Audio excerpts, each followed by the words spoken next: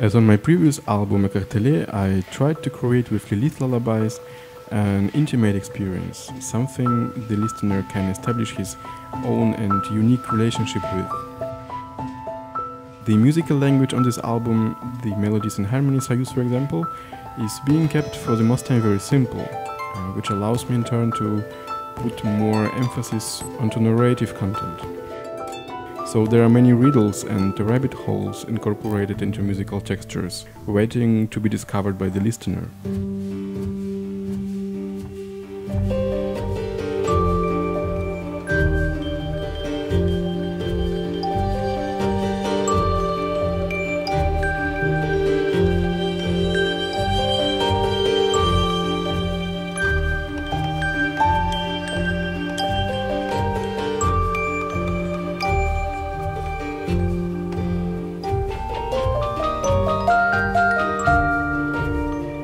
You can think about this album as a collection of threshold songs, because I believe that a lullaby is basically a song of threshold. It helps to make a certain transition from one state into the other.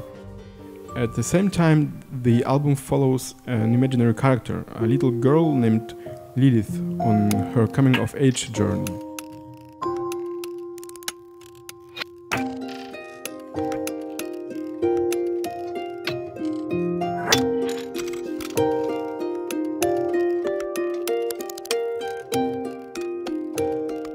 I always was fascinated by the symbolic figure of Lilith, who used to be envisioned as demon of the night and appears in different mythology traditions as Adam's first wife.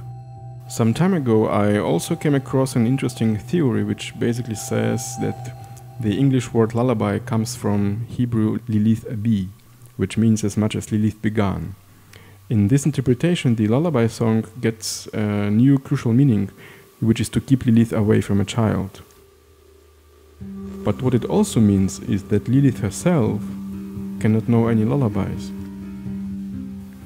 This was also my main impulse for this album, when I imagined in my head this little girl named Lilith and nobody has ever sung a lullaby for her. So I really felt an artistic urge to write a series of lullaby songs not against but for Lilith this time, to make something to accompany her on her quest through different kinds of personal transitions.